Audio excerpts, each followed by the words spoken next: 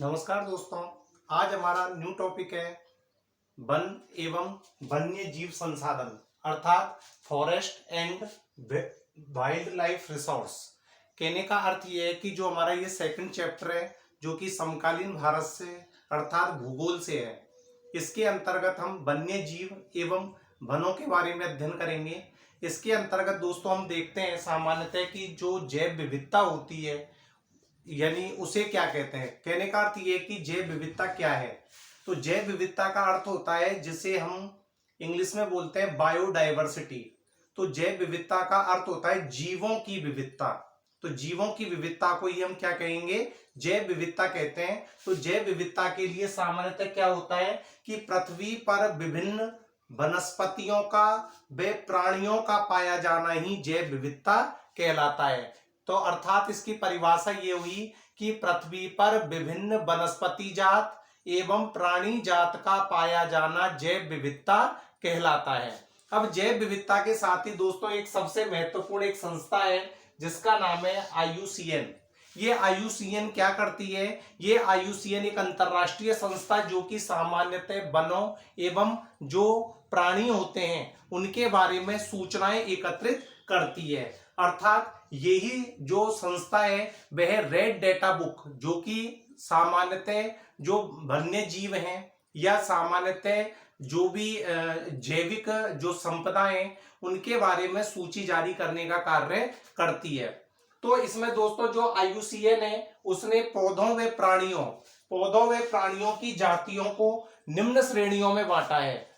यानी कि इसने पौधे व वन्य जीवों की प्राणियों को निम्न श्रेणियों में बांटा है, जिसमें सबसे पहले नंबर पर आती है सामान्य जातियां। कौन सी जातियां दोस्तों, सामान्य जातियां। और सामान्य जातियां कौन सी जातियां होती हैं, वे जातियां जिनकी संख्या जीवित रहने के लिए सामान्य मानी जाती हैं। यानी कि वे जातियां जिनकी संख्या जीवित रहने के लिए कैसी मानी जाएगी, सामान्य। अर्थात ये सामान्य परिस्थितियों में ही जीवित रहते हैं। तो कहने का मतलब है जैसे कि पशु, साल, चीड़, कृंतक, ये इसके उदाहरण हैं। तो कहने का अर्थ ये हुआ कि सामान्यतः सबसे पहले तो बात आती है जैव विविधता की। तो जैव विविधता किसे कहते हैं, पृथ्वी पर विभिन्न वनस्पति जात या वनस्पतियों एवं प्राणी जात का पाया जाना जैव विविधता कहलाता है। इसी प्रकार से पौधों एवं वन्य जीवों को IUCN संस्था द्वारा निम्न श्रेणियों में बांटा गया है, जिसमें सबसे पहली जो श्रेणी है उसका नाम है सामान्य जातियां। तो सामान्य जातियां वो जातियां हैं जिनकी संख्या जीवित रहने के लिए सामान्य मानी जाती है, उन्हें हम सामान्य जातियां कहते हैं। उन्हें हम क्या बोलेंगे दोस्तों, सामान्य जातियां कहते हैं। इसके बाद है दोस्तों दूसरे नंबर पर संकटग्रस्त जातियां।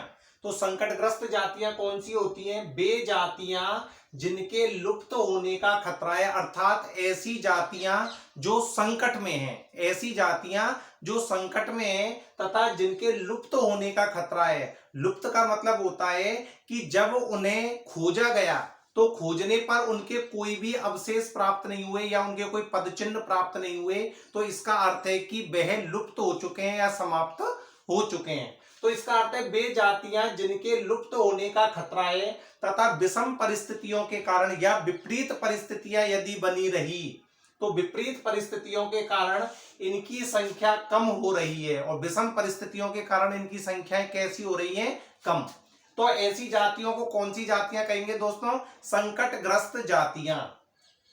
अब जैसे इसके उदाहरण है काला हिरण, मगरमच्छ, भारतीय जंगली गधा, गेंडा और शेर पूंछ वाला बंदर। तो ये इसके उदाहरण हैं। तो इसी प्रकार से आता है दोस्तों सुवेद्य जातियां।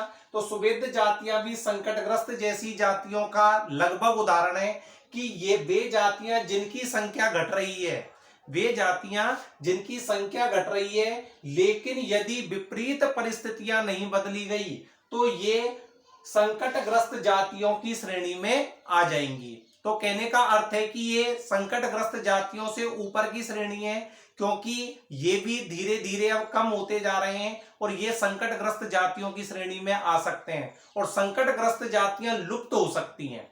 तो कहने का अर्थ है जैसे कि सुवेद्य जातियों में नीली भेड़, एशियाई हाथी और डॉल्फिन, यानी कि जो इसके उदाहरण है।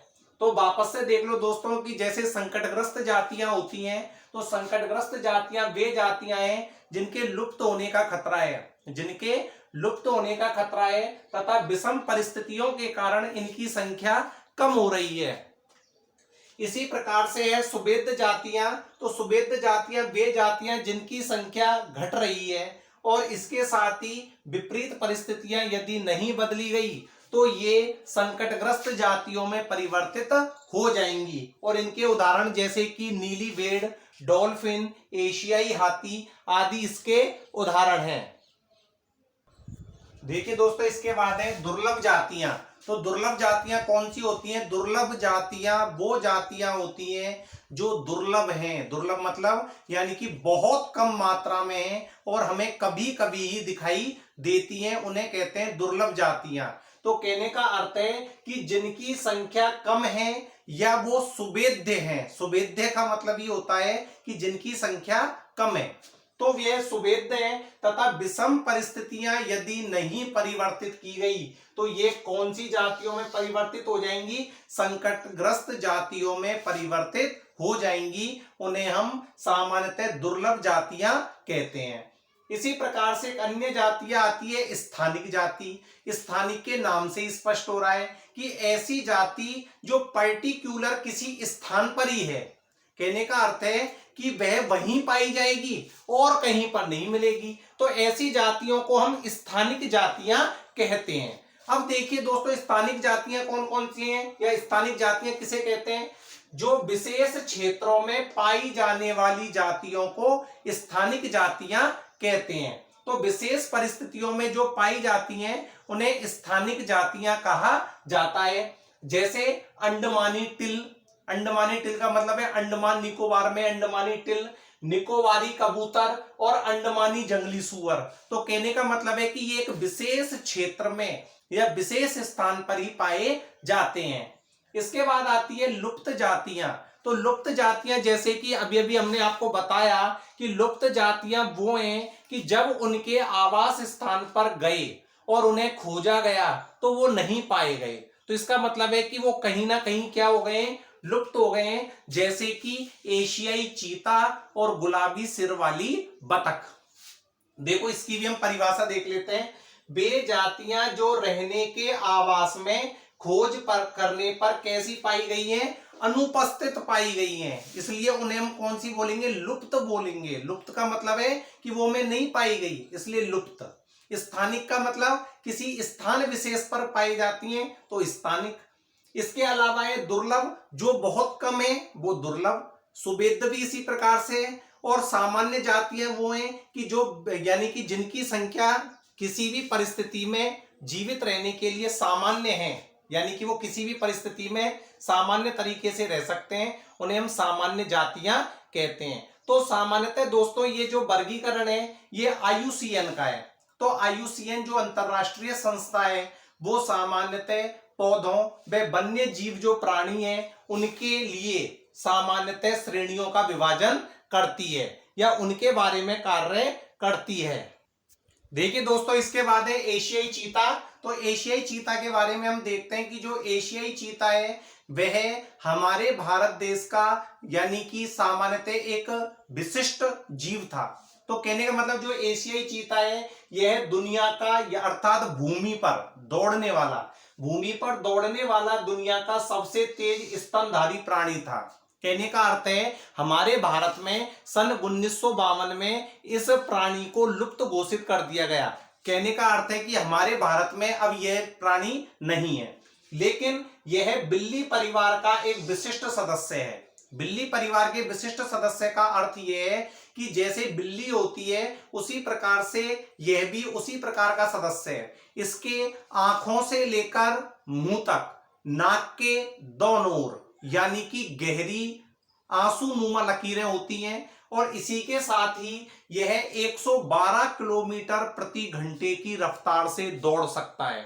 यानी कि इसकी रफ्तार 112 किलोमीटर प्रति घंटे अर्थात बहुत तेज गति से दौड़ सकता है। और यह 20वीं शताब्दी से पहले अर्थात 20वीं शताब्दी से पहले ये एशिया और अफ्रीका के एक विस्तृत भूभाग में फैले हुए थे, लेकिन भारत में इसे क्या कर दिया गया दोस्तों, 1952 में लुप्त घोषित कर दिया गया। देखिए दोस्तों, हमने इस वीडियो में सबसे पहले समझा जैव विविधता। जैव विविधता किसे कहते हैं? जैव विविधता कहा जाता है पृथ्वी पर विभिन्न वनस्पति जात व प्राणी जात का पाया जाना जैव विविधता कहलाता है। इसके बाद हमने सामान्यतः IUCN के अनुसार वनों का और वन्य प्राणियों का वर्गीकरण पढ़ा, जैसे कि सामान्य जातियां, दुर्लभ जातियां, स्थानिक जातियां, संकटग्रस्त जातियां, लुप्त जातियां, इस प्रकार से। और इसी प्रकार से हम एशियाई हाथी के बारे में पढ़ रहे हैं, जो कि सामान्यतः लुप्त जातियों के अंतर्गत आती है, और हमारे भारत में तो बहुत पहले 1952 में इसे लुप्त घोषित कर दिया गया था। यह एक बिल्ली परिवार का विशिष्ट सदस्य है, 112 किलोमीटर प्रति घंटे की रफ्तार से दौड़ सकता है, भूमि पर सबसे तेज दौड़ने वाला स्तनधारी प्राणी है, और इसके साथ ही 20वीं शताब्दी से पहले एशिया और अफ्रीका के विस्तृत क्षेत्र में ये फैले हुए थे। दोस्तों, आपको हमारा ये वीडियो कैसा लगा इसके बारे में कमेंट करके बताएं, और अगला वीडियो हम लगातार डालते रहेंगे। धन्यवाद।